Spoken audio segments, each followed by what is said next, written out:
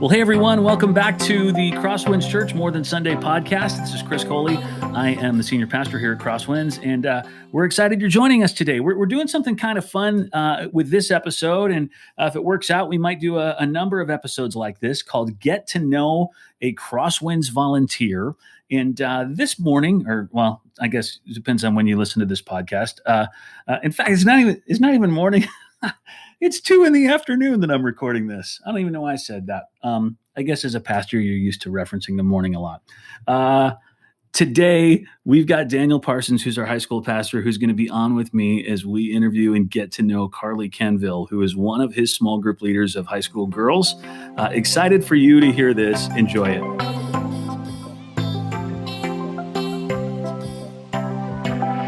Well, hey, everyone. I am here today with Daniel Parsons, our high school pastor, and Carly Quenneville, who's one of the small group leaders in our high school ministry. And we are going to do this thing we're going to try here at CrossWinds called Get to Know a CrossWinds Volunteer. And Daniel and Carly are going to help us do that a little bit. So, Carly, welcome to this thing. Hi, thank you. Yeah. How long have you been serving in our high school ministry?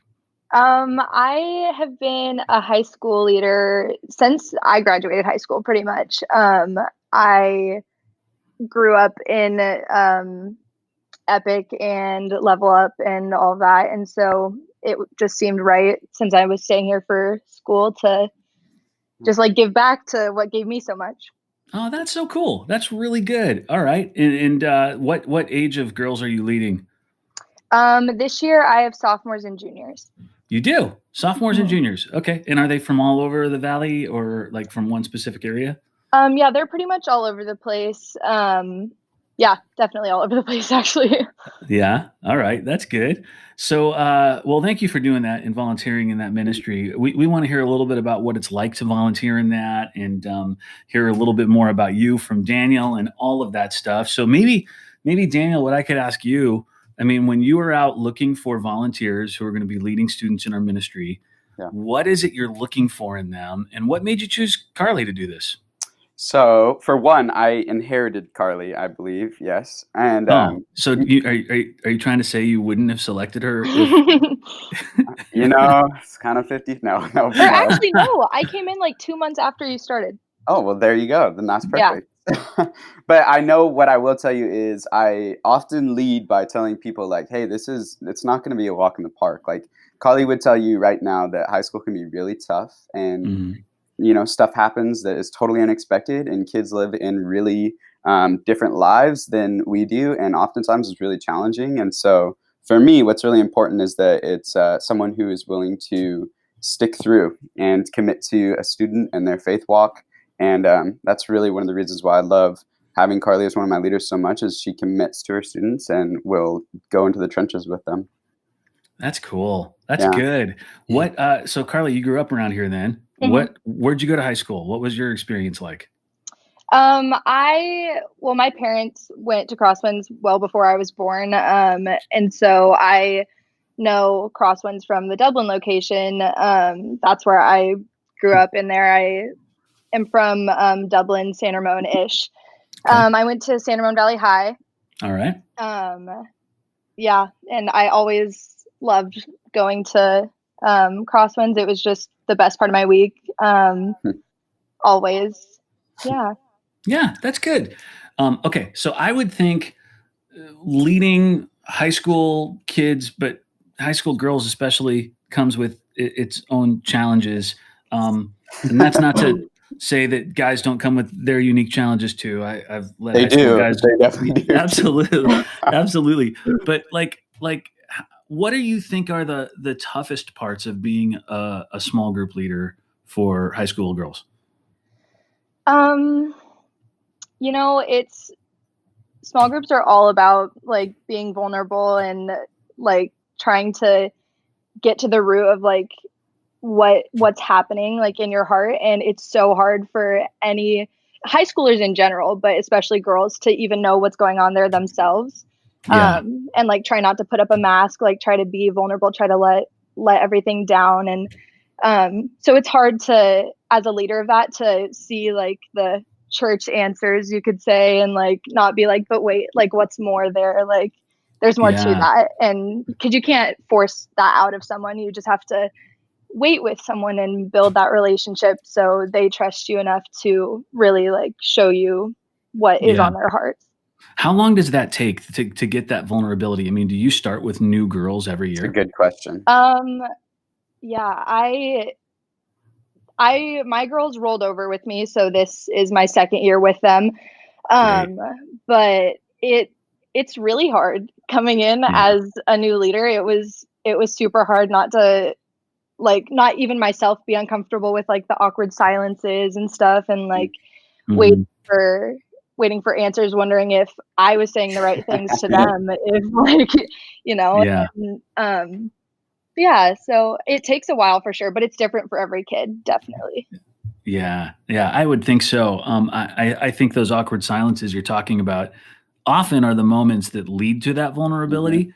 Like it's just leaving space for people to actually start to open up a little bit more. I've always thought maybe with girls it's easier to be vulnerable than with the guys. I don't know, Daniel, have you experienced that in this, or what's your take? I think that they can get there a lot quicker and have a little bit more emotional intelligence and ability to communicate where they're at. And then guys, it's like, it can be pulling teeth, but then once I think the camaraderie is built between each other, they're like, oh, okay, I don't have to fake that I'm the toughest guy in the world. I can actually open up. So yeah, absolutely. I've also thought, my experience, that when I was doing high school student ministry, our girls groups went far longer than our guys groups in terms of the time. I mean, like, do you find you never have enough time? Is that a true thing for you guys?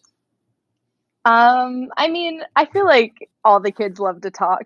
Yeah, that's probably true. Is awesome when they want to talk to each other and want to have that fellowship and all that, but then it's also hard to be like, okay, but wait, like, where's the work we're trying to do? Like, totally. That type of thing. Especially because at one point Carly's group was like 8-10 people deep, and we were like 14 people deep. There you go, boom.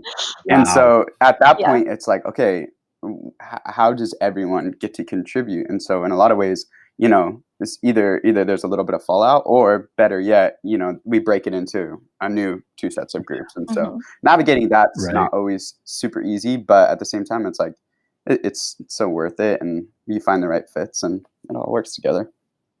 Yeah, good.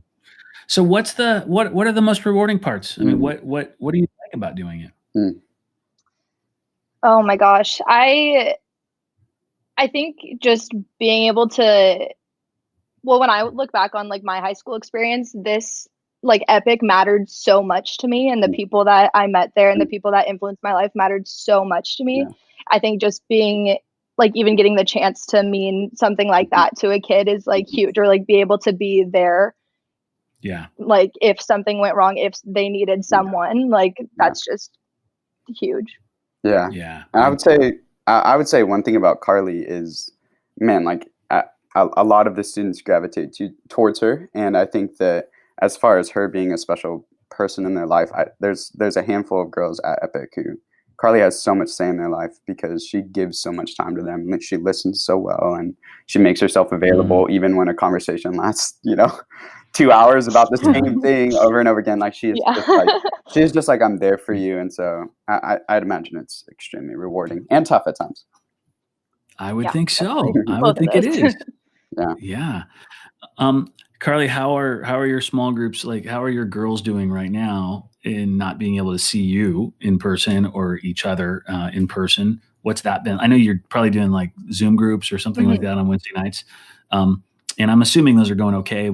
Daniel and I did a podcast before where we just talked about what that looks like with student ministry right now. But how are your girls doing? Are they stressed in this? How are they feeling in the middle of all of it? Yeah, I think it's just such a confusing time, and I don't really think anybody knows exactly what to think about it. So I think a lot of it is very wishy-washy and like feeling bored, feeling like just very neutral instead of feeling like negative or stressed about it. I think it's very neutral, which I don't know if that's a great thing, but I think it's better than like. You're basically saying they feel nothing. They feel there's no feeling. What they feel neutral is a way of saying it doesn't matter to them at all. Bored to neutral. To neutral is Yeah. I think there's a novelty to this that when it started, it was like, oh, this is kind of cool. We can still do all the same things. We can be on a house party. We can play games. Vacation, like. Yeah. And now about 5 weeks in, it's not, I can't wait to be back around people again.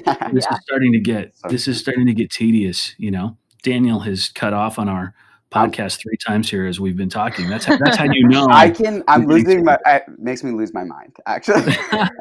But Chris, one thing to what you were saying, I think one thing that's been really cool with a lot of students who I'm really close with is starting to hear them at this point stop and be like, hey, Daniel, I've been thinking about blank. Like, I've had all this time now, and now I'm reflecting on this. And so that has been super cool. Even a girl from two of the girls in Carly's group have reached out to me, and I'm sure they've probably reached out to you too, but just been like, hey, this is what I'm thinking about, and I'm grateful for this kind of leadership that I've had. And so here's like a new thing I'm wrestling with. That's really sweet. That's good. Yeah. You know, I think in the middle of crisis like this, there is opportunity to grow closer to kids and people and start to really, hear from their hearts a little bit more honestly than when everything is supposedly going okay. Yeah.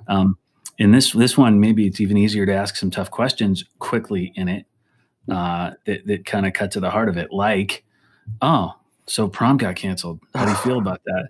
Or, oh, so what's it going to look like for you to know that you were trying to get your GPA up this semester and now there's nothing you can do to get your GPA up because everything's pass and fail, right? There's no amount of schmoozing you can get to get a pass plus at this point. It's true. It hit me the other day as I was talking to my own kids. I was like, wow, it's a good thing your grades are good right now, because if you were hoping that this semester or like even in the fall that was going to save you, you might have lost your window. Lesson learned. Learned. Yeah. All right. Carly, what do you like to do for fun? What's your life like outside of leading this small group? We're wanting to get to know you, not just your ministry. Tell us more about you. Well, I a lot of my reasoning for staying home for my first few years of college was so I could work and so I could do like really practical life things. So yes, I don't do a whole bunch of stuff other than working in school and volunteering. And you go to school where? Tell us where you go to college right now. DVC, Diablo Valley College. It's a community college in Pleasant Hill and San Ramon. All right. That's great. And what's your plan with that? Were you hoping to go away to school in the next couple of years, or are you going to stay local, or what are you thinking? I haven't quite decided yet. I'm doing 3 years at DVC, so I can take fewer credits, and so I'll be here for at least another year. Which is a plus but for me. I've been that's a win for Daniel. Yes. And our high school students, but yes. It is true. But afterwards, I don't know if I want to stay local or I really have my heart being pulled towards Cal Poly, so that could be something too. Yeah. Do you know what you want to do when you're done with school yet? Do you have any thoughts about that? Yeah, I have a couple of paths that I could see myself going down. I'm a psychology major. I was a psychology major. That's fantastic. So maybe sorry. I could be a pastor. Maybe you could be a pastor. Yeah. Keep going. You were about to expand on that psychology pice. Tell us more about that. I always have wanted to work with kids or with people in general, but I've always been drawn towards kids. So I could see myself doing either going to therapy or counseling or being a social worker. I want to work with foster kids in that system. Yeah. That's great. Very cool. Well, it's probably part of what makes you a good small group leader. That's true. Very true. Some skill set there that would be similar in all of this. Well, that's good. Well, I hope that all of that stuff comes more clear for you as you keep journeying toward it. That's a big deal. That's exciting. Thank you. Yeah. All right, guys. Well, Carly, appreciate you taking time to come on and talk to us about you. Thank you, Carly. It's always weird to talk about yourself. I'm sure other people talking about you. It was fun. Daniel, thank you for introducing us to Carly. Good luck, you guys, as you finish out this school year and with everything you're doing in your ministry. It's a weird kind of time. It'll be really exciting when we can all get back together and you can be with those students again. So, all right, guys. Thanks. Bye. Take care. Thanks.